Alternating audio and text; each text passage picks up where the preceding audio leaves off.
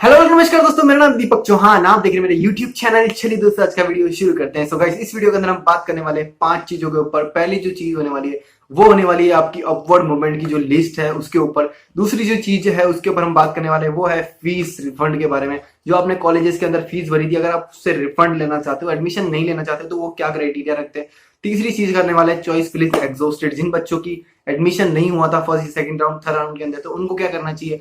Fourth चीज जो बात करने वाले हैं direct admission by the management quota, क्या होता है, कैसे होता है, उसके ऊपर बात करेंगे। और पांचवी आखिरी चीज के बारे में बात करेंगे, वो है इंटरनल स्लाइडिंग। अगर आपका कोई भी डाउट इन 5 में से कोई है तो इस वीडियो को लास्ट तक जरूर से देखना, क्योंकि आपके लिए जो इन्फॉर्मेशन है वो भर भर के होने वाली है। तो फर्स्ट हम बात करते हैं अपवर्ड मूवमेंट की जो लिस्ट है उसके ऊपर। देखो यार, जो रीप ने अपवर्ड मूवमेंट का अप्लाई का क्राइटेरिया रखा था वो हो चुका है पूरा, मतलब उसकी डेट पूरी खत्म हो चुकी है। अब बात करते हैं अपवर्ड मूवमेंट की जो लिस्ट आई है वो देख लेते हैं। तो फिलहाल सामने देख सकते हो, आप रीप की साइट पे जाओगे तो यहाँ पे जो ये लिख रखा है list of candidate who applied for upward movement, इस लिस्ट के अंदर आप जैसे क्लिक करोगे, जैसे मैं इस पे क्लिक करता हूँ तो आपके सामने एक पूरी लिस्ट, मतलब ढेर सारे बच्चों के नाम ही नाम आएंगे। और यहाँ पे इन्होंने, मतलब कहने का मतलब ये उन बच्चों की लिस्ट है जिन्होंने अपवर्ड मूवमेंट के लिए अप्लाई किया था। आप सोच सकते हो कि कितने सारे बच्चों ने अपवर्ड मूवमेंट के लिए अप्लाई किया था। अब इनमें से किसका चांसेस किस कॉलेज के अंदर आएगा, ये मेरे पास भर भर के कमेंट आ रहे थे। मतलब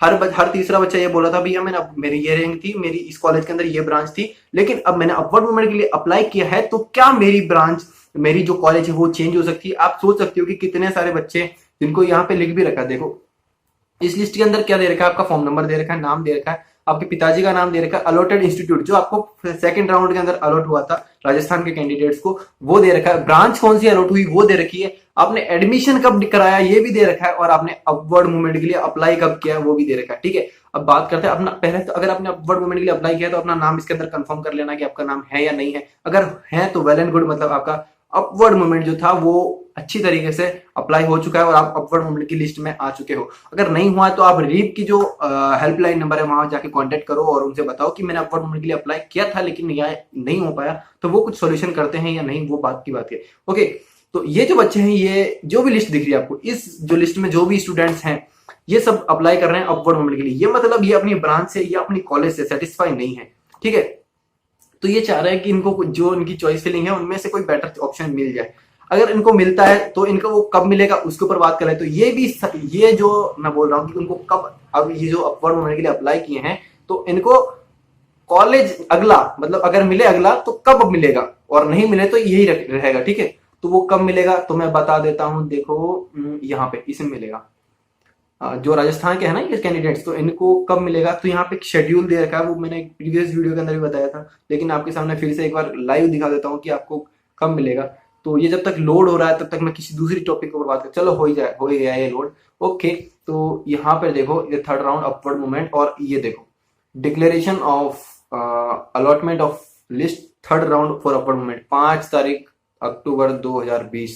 ओके, 5 अक्टूबर को आपको पता चलेगा आपकी अपवर्ड मूवमेंट के अंदर जो कॉलेज पहले से चेंज हुई है, वो मतलब पहले जो थी क्या वो चेंज हुई है, या फिर जो पहले ब्रांच थी वो चेंज हुई है, या फिर जो कॉलेज और ब्रांच दोनों चेंज हुई है।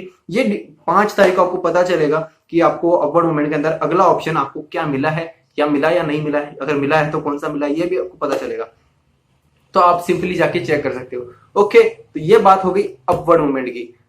अगर आपने अपवर्ड मूवमेंट के लिए अप्लाई नहीं किया है तो आपको जो पहले कॉलेज में रिपोर्टिंग कर रखी थी वही आपको मिलेगी। ठीक है, ये बात होगी अपवर्ड मूवमेंट की। अब बात करते हैं सेकंड क्राइटेरिया, सेकंड टॉपिक इस वीडियो का, वो है फीस रिफंड।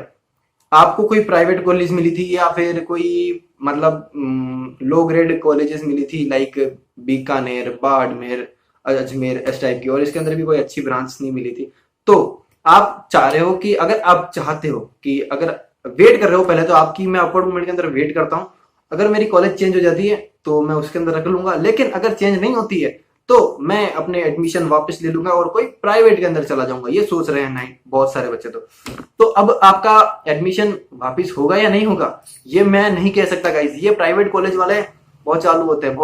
अगर उनके पास एक एडमिशन आ गया, मतलब कि आप जेईसीआरसी के अंदर एडमिशन ले लिए हो, तो वो वापस विड्रॉल नहीं करेंगे, वो या तो आपके पैसे खा जाएंगे या कुछ करेंगे। तो ये इसके ऊपर मैं कुछ नहीं कह रहा अभी। अगर आपका एडमिशन विड्रॉल का जो प्रोसेस है वो आप पर्टिकुलरली जिस कॉलेज में आपने पैसे दिए हैं मान लीजिए आपका कोई भी कॉलेज के अंदर आया, तो वहां पे आप उनका आपका सीट अलॉटमेंट लेटर आया था, उसके अंदर वहां पे उन कॉलेज वालों के नंबर मिले होते हैं। ठीक है, तो उस नंबर पर जाके आप बात कर सकते हैं, उनको बोल सकते हैं कि मेरा कोई बहाना मार देना या जो भी एक्चुअल प्रॉब्लम है वो बता देना कि मेरा इस कॉलेज से, या ऐसा मत बोल देना कि मेरे को ये कॉलेज पसंद नहीं आया, तो वो बोलेंगे पसंद नहीं आया तो रिपोर्टिंग क्यों करवाई। ऐसे बोल देना कि मेरा कोई एनआईटी या ट्रिपल आईटी के अंदर एडमिशन हो गया है, या जोसा की काउंसलिंग के अंदर मेरे को कोई कॉलेज मिल गए, तो आप इसलिए मैं एडमिशन विड्रॉल कर रहा हूँ, आप मेरे पेमेंट फीस पेमेंट जो भी है वो वापस कर दीजिए, डॉक्यूमेंट वापस कर दीजिए। अगर मान जाते हैं तो वेल एंड गुड, नहीं मानते हैं तो आप अपने स्तर पर कुछ कर सकते हैं तो जरूर कीजिएगा। और ठीक है, तो ये बात हो गई इस दूसरे फीस पेमेंट की, क्योंकि फीस पेमेंट का रीप वो कुछ नहीं करता। रीप के उस वो एक क्या बोल रखा है इन्होंने दे रखा है जिसके अंदर सारे इन्फॉर्मेशन दे रखी है, तो उसके अंदर दे रखा है कि एडमिशन विड्रॉल कर सकते हो। ठीक है, उस आधार पे आप विड्रॉलेशन एडमिशन का विड्रॉलेशन कर सकते हो, फीस वे वापस ले सकते हो, डॉक्यूमेंट शायद वापस देंगे अगर, क्योंकि एकदम बना के साइड में पटक देते हैं। ओके, तीसरे टॉपिक की बात करते हैं। इस वीडियो का तीसरा टॉपिक जो है चॉइस फिलिंग एग्जॉस्टेड। जिन जिन कैंडिडेट्स की चॉइस फिलिंग एग्जॉस्टेड आया था, कुछ इस टाइप का मैसेज आपको स्क्रीन पर दिखा था जब आपने सीट अलॉटमेंट का पैनल खोला था, तो आपको क्या करना है कि अपवर्ड मूवमेंट का थोड़ा सा वेट कर लो। अगर 5 तारीख तक आपको कोई कॉलेज मिलती है तो वेल एंड गुड, अगर नहीं मिलती है तो भैया कोई प्राइवेट कॉलेज ढूंढ लो, अभी से सही रहेगा, क्योंकि बाद में जाओगे फिर वो डोनेशन मांगते हैं। तो अभी एडमिशन का प्रोसेस चल रहा है, तो आप या तो कोई प्राइवेट कॉलेज के ऊपर मतलब फोकस करो, या फिर अगर आपकी जेईई मेंस में अच्छी परसेंटाइल है तो आप जोसा के अंदर जाओ, जहां पे आपको अगर आपकी 90 से ऊपर भी है तो कोई जीएफटीआई के अंदर कोई ना कोई ब्रांच तो मिल ही जाएगी। ओके, अगर बात करते हैं चौथे पॉइंट इस वीडियो का, वो है direct admission in state government colleges by management quota. देखो, अब आ गया राउंड 3।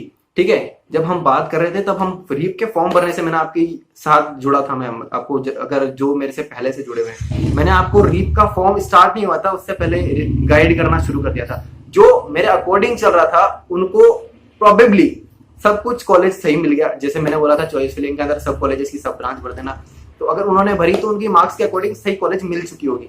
ठीक है, अगर बाय द वे आप बाद में आए हो मेरे चैनल पर या मेरे को बाद में जाने लगे तो वो एक अलग बात है।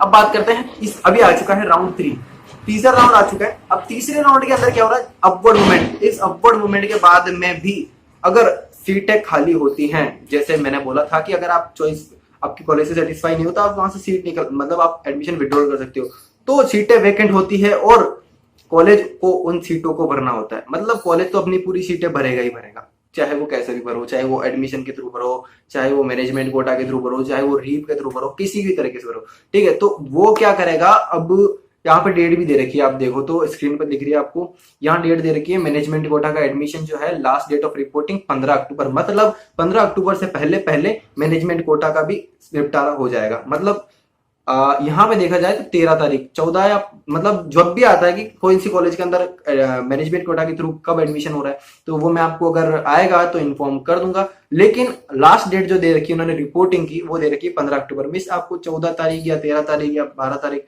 जो भी है उसके अंदर आपको पता चल जाएगा कि कौन सी कॉलेज के अंदर कितनी कितनी कौन सी ब्रांचेस की सीटें खाली हैं। तो अगर आप उन्हें लेना चाहते हैं तो जरूर लीजिएगा। और आपकी सेशन की बात करते हैं, थोड़ा सा पॉइंट आउट हो रहा हूँ। आपके नए सेशंस कब स्टार्ट होंगे कॉलेजेस के अंदर, वो भी मैं बात कर लेता हूँ। नए सेशन आपके स्टार्ट होंगे 1 नवंबर 2020 से। कहने का मतलब ये है एआईसीटी के थ्रू ये डेट फिक्स कर दी गई है फिलहाल।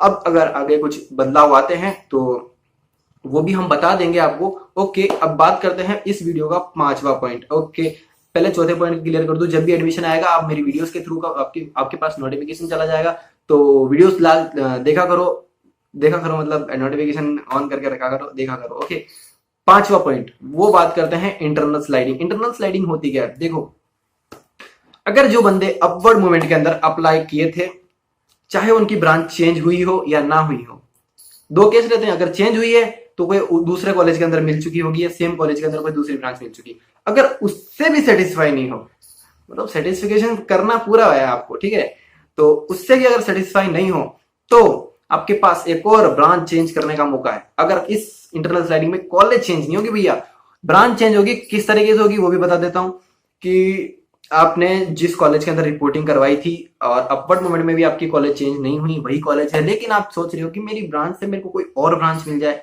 ठीक है, तो कैसे मिलेगी, हाँ ये दिक्कत है कि कैसे मिलेगी। तो क्या ये ऑनलाइन होता है ऑफलाइन होता है, आपको अप्लाई तो ऑफलाइन ही कर, मतलब मैं मेरे टाइम पे तो ऑफलाइन अप्लाई हुआ था, अब शायद से ऑनलाइन हो, वो मैं आपको बता दूंगा जब भी ऑफलाइन ऑनलाइन का या ऑफलाइन का जो भी मैटर है इंटरनल स्लाइडिंग का। लेकिन इसका इसमें कुछ दे नहीं रखा है कि कब ऑफलाइन है कब ऑनलाइन है। Last date of reported online submission of, क्या लिख रखा है, एक मिनट को, इंटरनल स्लाइडिंग के बारे में कुछ लिख रखा है वो बता देता हूँ। Last date of online submission of reported candidate list by institute. Okay, तो लिस्ट जो भी अपवर्ड मूवमेंट के, सॉरी इंटरनल स्लाइडिंग के जो होती है ना, ये रीप के लेवल पे नहीं होती, ये क्या होती है इंस्टीट्यूट लेवल पर होती है, कि आपको जिस कॉलेज के अंदर है वो कॉलेज वाले ही इंटरनल स्लाइडिंग का पार्टिसिपेट वो मैनेजमेंट संभालते हैं एक तरीके से, ठीक है।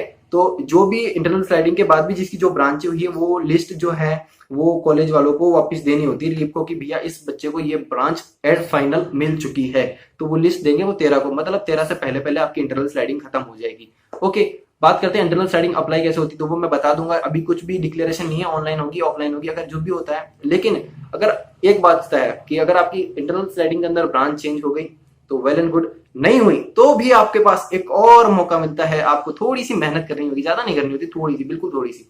कितनी करनी होती है भैया, आपको लाने होते हैं सिर्फ 75-80% बस, मतलब आप चुटकियों में ले आते हो ना, वो वही चीज है कि 70-75-80% जो लाने होते हैं वो ले आओ और अपने ब्रांच के अंदर तुम टॉप कर जाओ और अपनी ब्रांच मनचाही ब्रांच अगले ईयर से ले लो, क्योंकि फर्स्ट ईयर का जो क्राइटेरिया होता है ना, सब सेम पढ़ते हैं, सबकी ब्रांच, मतलब किसी भी कोई ब्रांच हो, सबका सिलेबस जो होगा वो सेम होगा, चाहे सिविल आईटी मैकेनिकल, जो मैंने बताया था पहले भी, ठीक है। तो ये सब कुछ था आपका internal sliding, management quota, choice filling exhausted, उसके बारे में, फीस रिफंड के बारे में और अपवर्ड मूवमेंट के लिए। और आई होप आपको ये वीडियो यहाँ तक देखी होगी तो समझ आ चुकी होगी। कुछ डाउट आए हो तो लिख देना, और हाँ, अगले आने वाले वीडियोस के लिए मुझे कमेंट सेक्शन के अंदर सजेशन जरूर से देना कि किस टाइप की वीडियोस आपके लिए और बनाऊं, जो आप प्यार से देखो उन्हें, ठीक है। मिलते हैं आपसे अगली वीडियो के अंदर, फिर हम मुलाकात होगी आपसे फिर एक नेक्स्ट वीडियो के अंदर। भगवान करे आपका दिन शुभ हो। मिलते हैं नेक्स्ट वीडियो के अंदर, और आपकी कॉलेजेस जल्द शुरू हो जाएगी, 1 नवंबर से आपका सेशन शुरू होगा।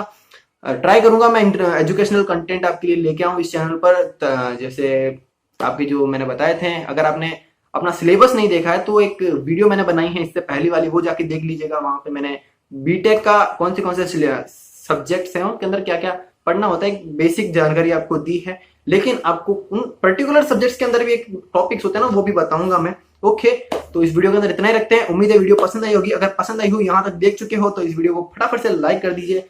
लाइक करना फ्री होता है, बिल्कुल कोई पैसे नहीं लगते लाइक करने के। और हाँ, चैनल पर पहली बार आए हो, सब्सक्राइब का बटन को चमकीला नहीं बनाया है अभी तक आपने, लाल कलर से उसको काला कर दो, फटाफट से जाओ, दबाओ बेल आइकन दबाओ और नोटिफिकेशन का बेल को भी ऑन कर दीजिएगा।